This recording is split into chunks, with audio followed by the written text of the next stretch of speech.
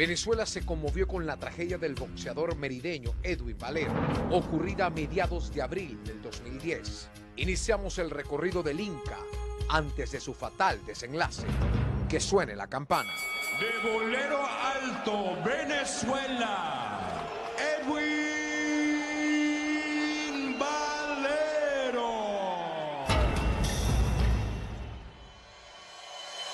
En el caso particular del boxeo, todo golpe es importantísimo. Para bien, y Dios nos hizo así, tenemos una estructura que es la estructura craneal, que es sumamente dura. Más sin embargo, el problema es el golpe repetitivo, sostenido en el tiempo, y el daño es contundente. La autopsia psicológica es en principio un procedimiento forense, eminentemente forense, que tiene como finalidad reconstruir quién era una persona en términos de su personalidad, una persona ya occisa en términos de su personalidad. Es un procedimiento que se utiliza básicamente con la intención de solventar cuando queda alguna duda en cuanto a la causa o la etiología de muerte de esa persona. Desde el año 2008 se tenía conocimiento que Edwin Valero había agredido varias veces a su pareja. E incluso se supo que agredió hasta a su mamá. Sabemos que Edwin Valero consumía gran cantidad de alcohol y de droga, y eso era público, comunicacional, notorio, solo que en todas ellas, todas estas situaciones, siempre hubo cómo salirse de ellas. Acuérdense que había un componente allí que era una persona muy pública, era un púgil que tenía 2 campeonatos de boxeo, tenía un récord impecable en su trayectoria como boxeador, pero sí tenía conducta ya predelictual con relación antes de haber cometido el homicidio de su esposa. Programa recreativo de producción nacional con elementos de lenguaje, salud, sexo y violencia que solo bajo la supervisión de padres, madres, representantes o responsables es apto para niños, niñas y adolescentes.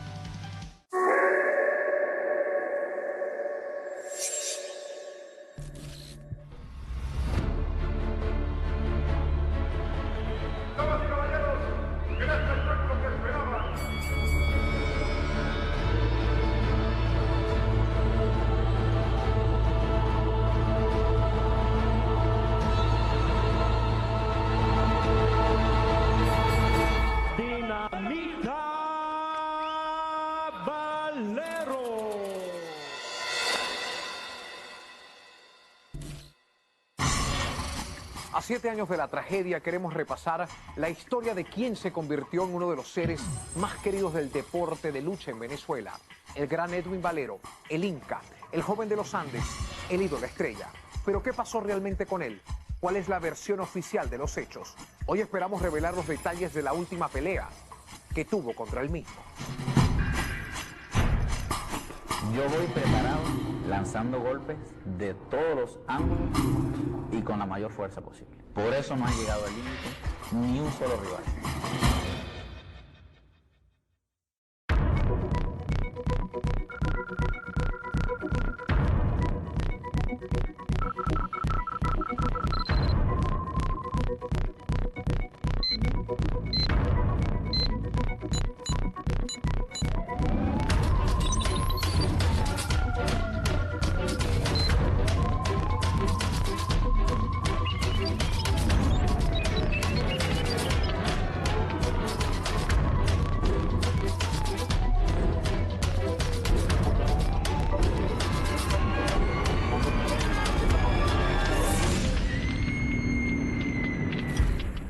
Rostros del Crimen está apegado a hechos estrictamente reales. No hay recreaciones ni dramatizaciones. Sus protagonistas hablan desde el rigor del suceso. Venezuela se conmovió con la tragedia del boxeador merideño Edwin Valero, ocurrida a mediados de abril del 2010. Iniciamos el recorrido del Inca antes de su fatal desenlace. Que suene la campana. De Bolero Alto, Venezuela, Edwin Valero.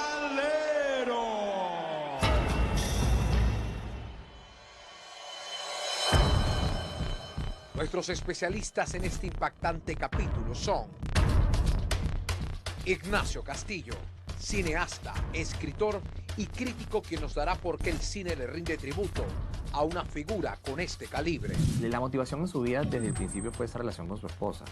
Ellos se conocieron muy jóvenes, estuvieron juntos todo el tiempo, tuvieron sus 2 hijos. Y tú te das cuenta que él, de alguna forma, cuando no consigue su objetivo, cuando fallece su esposa, su vida se le viene abajo. Simón Piña, cronista deportivo, quien nos hablará de las enseñanzas, logros y récords del boxeador. Debutó y empezó el muchacho muy entusiasta, muy rápido, agresivo, entrenaba con una fuerza. Sí, con una, digamos, pasión, una disciplina, era un bárbaro entrenando. Y tenía una musculatura, óyeme, increíble, no era un hombre de músculos gruesos, sino que tú lo tocabas y era una piedra del abdomen. Y él fue ganando 18 peleas por nocaut en el primer round. Cierto que sus rivales, bueno, no es que los rivales le regalaban el triunfo, sino que eran rivales acorde a un boxeador que estaba empezando, pues.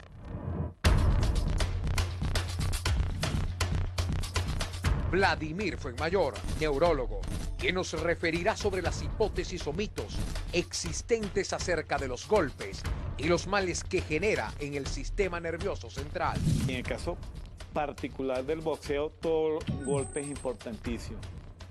Para bien, y Dios nos hizo así, tenemos una estructura que es la estructura craneal, que es sumamente dura, más sin embargo el problema es el golpe repetitivo, sostenido en el tiempo, y el daño es contundente.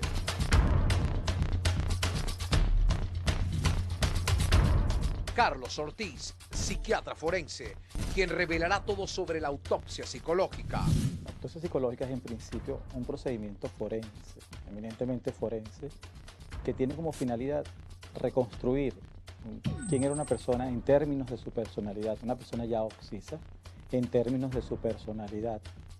Es un procedimiento que se utiliza básicamente con la intención de solventar cuando queda alguna duda en cuanto a la causa o la etiología de muerte de esa persona.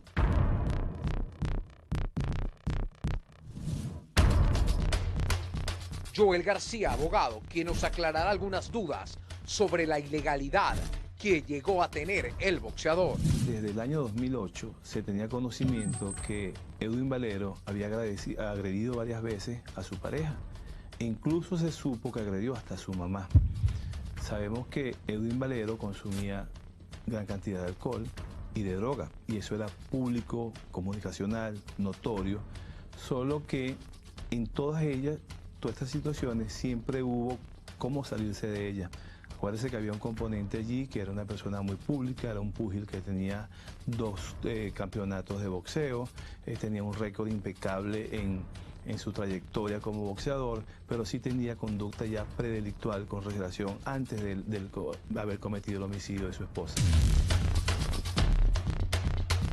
Existieron antecedentes previos que fueron judicializados como consecuencia de la conducta violenta y la configuración de algunas conductas delictivas que ameritaron que el ciudadano Edwin Valero fuera presentado ante un tribunal de protección a la mujer en el circuito judicial penal del estado Mérida y se le impusieran unas medidas de protección y seguridad que a mi juicio personal como penalista y conocedor de la criminología no fueron tratadas de manera adecuada para que el sujeto pudiera contrarrestar o minimizar esos embates de violencia en su conducta en perjuicio de su joven esposa. Para mí el Inca Valero fue un joven que creció con muchísima carencia de afecto por parte de su padre y que eso por supuesto le fractura su razón de ser prácticamente y que lamentablemente es el reflejo de los venezolanos que son violentos y que atacan a sus familias. El Inca representó esa figura de la violencia doméstica que nosotros desde esta unidad de investigación siempre pedimos que se detenga, porque la estructura familiar es lo que realmente queremos. Y el Inca, así como fue muy vanagloriado, también fue muy rechazado. El Inca Valero significó mucho para el crecimiento del boxeo en el país. Champion of the world, Dinamita Valero. ¿Cuál es el perfil de Edwin Valero? El investigador Néstor Luis Llavarero nos devela el personaje. El Inca fue un ídolo en Venezuela, pero antes lo fue de sí mismo. Recuerda que el Inca nació el 3 de diciembre de 1981 en una zona casi que remota llamada Bolero Alto, en el estado de Mérida, que hay distintas versiones del Inca. Cada venezolano, al parecer, tiene una versión de este boxeador. Y también encontré que muchos en el país son presuntamente responsables del destino fatal del pugilista venezolano. Edwin Valero sale del seno de su hogar desde los 12 años. Desde los 12 años, y prácticamente es un joven que se hace en la calle, ¿no? Hasta que encuentra una persona que le brinda el apoyo, le brinda la colaboración y lo lleva de la mano a las actividades del boxeo, donde se destacó y puso de manifiesto los mayores niveles de triunfo a nivel mundial. El boxeo como tal pues tiene toda una serie de características particulares. Todos los deportes de lucha de cuerpo a cuerpo, hay una tendencia, pues, que no necesariamente tiene que llegar a ese punto, pero sí una tendencia autodestructiva o de un camino de realización que tiene que pasar por muchos sacrificios, que en algunos momentos, si vamos al extremo, pudiese ser el caso pues, del suicidio, pues, en este caso del Inca. ¿Qué ocurrió con el Inca?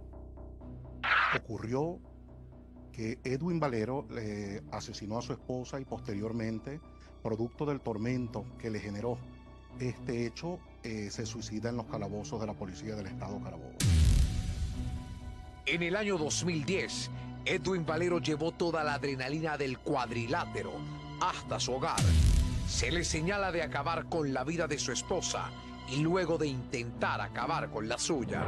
El investigador Davis Ramírez Miranda nos dirá qué fue lo que derivó este impactante suceso. Una vez que lo llevan a los calabozos, ahí se dan cuenta de que él no estaba cuerdo totalmente.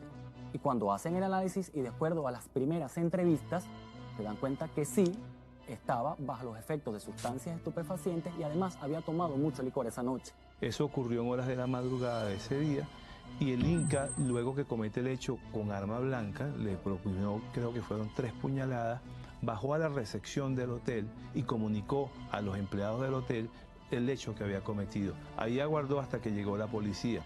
Llegó 6CPC, llegó Policía de Carabobo y una vez que fue trasladado al 6CPC, su sitio de reclusión fue la Policía de Carabobo, donde él se quitó la vida. Fue una muerte anunciada. Esa muerte se pudo haber evitado porque si nos vamos a ver cuando su esposa ingresa a un centro médico con una fractura de una costilla que lacera el pulmón y ella alega que fue que se cayó en una escalera, el Inca Valero fue llevado a la antigua 6PTJ y allí se le imputó por unos delitos de acoso y hostigamiento. Obviamente que si se hubiese querido investigar, sabemos que esa lesión no es producto de una caída en una escalera. Existían hechos de violencia física y violencia psicológica en perjuicio de la joven Jennifer Carolina Vieira. Hechos estos que debían ser tratados de manera adecuada y de manera idónea por parte del equipo de atención a la mujer agredida a los fines de poder responder positivamente el ciudadano Edwin Valero y minimizar esos rasgos violentos como se ha comentado. Cuando se hicieron las experticias en la habitación del hotel, el 6CPC consiguió, a través de las pruebas de luminol, los rastros de sangre que él había limpiado en el baño, en la bañera y en el lavamanos. Él, por supuesto, físicamente estaba limpio, no tenía ninguna mancha hemática en sus manos, pero cuando le hicieron el estudio interno entre las uñas tenía todavía. Él admite que la asesinó, pero resulta que nunca consiguieron el arma homicida. Y no se consigue porque él utilizó, y eso está en expediente estudiado porque además no se consiguió, un bisturí que luego de haber asesinado a su esposa lo tiró por la poceta y bajó la poceta. Por eso allí habían rastros de sangre que se consiguieron luego con toda la experticia de luminol. Esta violencia le provenía a Edwin Valero de sus antecedentes en la pubertad, en la infancia, ante un hogar disfuncional, algunas situaciones vividas por el ciudadano Edwin Antonio Valero en el seno de la juventud, que no pudo controlar. Él mismo mantenía una situación de violencia permanente y de impulsividad dentro del seno de su grupo familiar primario, que posteriormente se trasladaron a su grupo familiar secundario. Ahora nos trasladamos directamente a los calabozos. El Inca Valero fue colocado en el calabozo número 4. Él, por supuesto, tenía 2 vigilantes directos, un funcionario de la Guardia Nacional y un funcionario de la Policía de Carabobo. Todo eso está en expediente dentro del CICPC y dentro de la Fiscalía. Cuando él es detenido en el hotel y trasladado a la policía, la vestimenta que usaba era un mono deportivo y una camisa manga larga. Pero resulta que 24 horas después, cuando él atenta contra su vida y se suicida, utilizaba un jean. Esa es la vestimenta que figura en el expediente. En el calabozo había un muro, había como especie de una pared a media colocación que refería el sitio donde el Inca coloca el jean para posteriormente guindarse. Lógicamente, un hombre de muñecas gruesas y puño fuerte, era muy fácil desarrollar una conducta suicida con esas características. Cuando se hacen las entrevistas necesarias para determinar por qué hubo el cambio de vestimenta, allí la policía, que estaba de guardia, indica que le dieron permiso para bañarse y para cambiarse de ropa. Es cuando el Inca Valero vuelve en sí como persona y logra entender que había asesinado a su esposa. Su estado de shock fue a tal punto de que él mismo no soportó el encierro dentro de la celda y, de acuerdo a lo que figura dentro del expediente, a él le pasan sustancias estupefacientes y minutos antes de suicidarse las consume. Él buscaba ayuda en la lectura a través de algunas obras bibliográficas tales como Tu zona errónea, Mentes asesinas, de Peggy Ostry, una autora norteamericana, obra esta que destaca una serie de crímenes, va estableciendo un encuentro de la persona con la literatura y posteriormente la lleva a un proceso de autorreflexión en unos test que la misma obra establece, mantiene consigo y que en el mismo busca manera de una autoayuda en la personalidad. O sea, era un hombre que, a pesar de sus deficiencias, de sus limitaciones que pudiera presentar, trataba de salir de ese ciclo, trataba de salir de esa estela que lo envolvía, buscando este tipo de ayuda en la lectura, pero nunca fue tratado clínicamente como debía ser. Mentes asesinas era lo que le llamó muchísimo la atención a los propios funcionarios, porque era el desequilibrio mental que él llevaba y que además prácticamente lo hacía una persona totalmente desequilibrada que fuera capaz de llegar a cometer primero el homicidio contra su esposa y luego suicidarse, aunque sus propios familiares, dentro de las entrevistas que figuran en el expediente, siempre niegan y no lo vieron nunca con la capacidad de quitarse la vida. Los familiares arguyen que efectivamente Edwin Valero no era capaz de suicidarse, pero los familiares de su esposa dicen que sí, ¿no? Y los antecedentes de la investigación, los antecedentes neurológicos, psicológicos y psiquiátricos nos orientan a decir, y así lo determinó la autopsia psiquiátrica, que era una persona proclive y susceptible a cometer una conducta suicida. Dentro de los múltiples traumas, ¿no?, que venían arraigados en la personalidad del ciudadano Edwin Valero, se encuentra también un antecedente que es el accidente automovilístico que él sufre en el año 2001. Accidente automovilístico que en la oportunidad de ser intervenido quirúrgicamente, la fractura que presentó en la bóveda craneal no fue tratada debidamente, de tal manera que aprisionaron, ¿no?, en la cavidad cerebral la parte que conduce todos los sentimientos, todo lo que son los temores en la conducta humana, en la personalidad. En el caso del Inca Valero, que lo recuerdo como un gran boxeador, desde el punto de vista de boxeador, yo pienso que ahí se cumplió todas las características del cuadro. No tuve acceso, ni tengo acceso a su historia clínica, ni mucho menos a su parte neuropatológica, más sin embargo su conducta expresa en sí mismo lo que hemos venido hablando. Ahí hay problemas de desinhibición frontal, que es uno de los lóbulos más afectados, 36% del lóbulo frontal. Hay una pérdida de neuronas importante, ese es el lóbulo de la impulsividad. Si mi lóbulo frontal no funciona adecuadamente, yo soy impulsivo, no tengo ese freno, soy agresivo, soy compulsivo.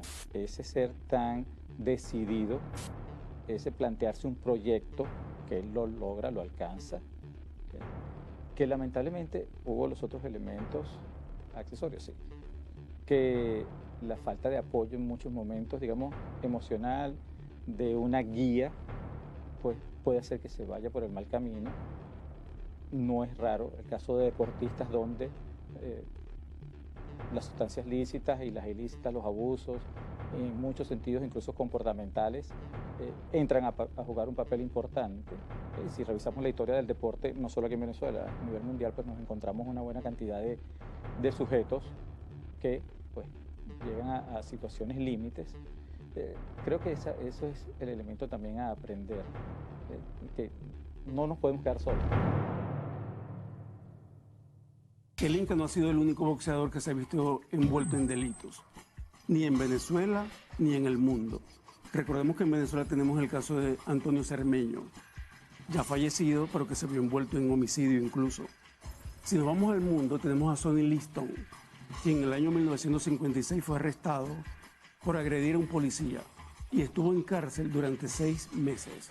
Si nos vamos al cono sur de América, tenemos en Argentina a Carlos Monzón. Él asesinó a su esposa en el año 1988. Luego él pierde la vida en un accidente automovilístico. Más adelante tenemos el caso de muy famoso Mike Tyson, quien en el año 1997 se hizo planetariamente famoso al desprenderle parte de la oreja a Evander Holyfield en medio de un combate. Pero mucho antes de esto, antes de los 13 años, ya Tyson conocía la cárcel y había sido arrestado al menos 40 veces. Si nos vamos a Puerto Rico, tenemos el caso de Héctor Macho Camacho. Él fue arrestado también por robo en Mississippi y en el año 2011 se le acusó por golpiza brutal contra uno de sus hijos. Y más recientemente tenemos el caso de Floyd Mayweather Jr., quien fue arrestado por al menos 3 meses tras haber golpeado a una de sus exnovias. Todo esto, la reflexión de esto es que el deporte de combate, que es el boxeo, tiene detractores básicamente por la vida que posteriormente llevan los pugilistas. Un ciudadano cuya personalidad se desarrollaba en un claroscuro, ¿no? Por una parte, un ciudadano disciplinado, afín con los patrones y las herramientas que se le proporcionaban para cautivar a un público, para conseguir los triunfos, para ser campeón en todas las peleas en las cuales se destacaba. Pero por otra parte tenía un desorden familiar y un desorden en su relación de pareja, ¿no? Que él mismo no pudo controlar. Yo creo que es una condición humana, o sea, tú tienes unas carencias afectivas que no necesariamente tienen relación con tu estrato social o económico. O sea, las carencias humanas afectivas se encuentran en todos lados y eso lo hace muy universal. O sea, esas carencias afectivas no solamente las sufrió Edwin, es que las sufrimos todos en muchísimas partes del mundo, incluso. Entonces, en primer lugar, mi mensaje va dirigido a la industria del deporte de cuerpo a cuerpo. Entiendas el deporte de cuerpo a cuerpo, todas aquellas actividades deportivas que versan sobre combates personales, boxeo, taekwondo, karate, lucha libre, que se atienda con prioridad, ¿no?, la problemática psicopática que pueda presentar alguno de estos talentos, ¿no?, que ha alcanzado la victoria en nombre de su país, en su nombre propio, y poder canalizar una situación como la que embargaba a Edwin Antonio Valero, de la cual, con la suma responsabilidad, la Asociación Mundial de Boxeo hizo caso omiso. Creo que el Inca Valero nos deja una lección desde el punto de vista personal. Y personal saltando desde su visión hacia todo lo colectivo. Creo que es importante que las familias que están pendientes de todo este programa especial que le estamos dedicando al Inca Valero siempre tengan el norte definido de evitar que sus hijos se descarrilen y lleguen al consumo de sustancias ilícitas y al consumo excesivo de alcohol. Eso es lo que tenemos que evitar. Creo que si nosotros llegamos a construir la sociedad que realmente queremos, de desarrollo de país, tiene que estar alejado de todos los vicios y darle mucho más la mano al deporte y a la cultura de la educación y la profesionalización.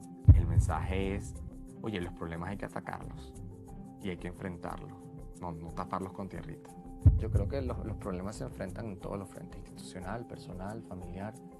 Todo tiene relación, la familia es la célula integral de la sociedad y suena muy, pero es que es verdad, ahí nace todo. Pero también existe desde el punto de vista institucionalidad cuando tú estableces qué es bueno y qué es malo, qué es justo y qué no es justo, qué tiene responsabilidades y qué no. Cuando tú estableces eso y eso está claro también, de alguna forma empujas un comportamiento de los ciudadanos correcto y más respetuoso. El Inca nos deja una enseñanza por siempre y es la figura del excluido que luchó por incluirse en un entorno que nunca o casi nunca le fue amigable. Esa es una gran enseñanza del Inca. El Inca además nos deja saber que hay niños no escolarizados que también tienen sueños, como los tuvo el Inca Valero. Venezuela se conmovió con la tragedia del boxeador merideño Edwin Valero. Más allá de los hechos, de una situación cargada de tragedia, lamentamos profundamente que un ejemplo como él haya tenido un desenlace alejado de su verdadero propósito. El deporte salva, la violencia no.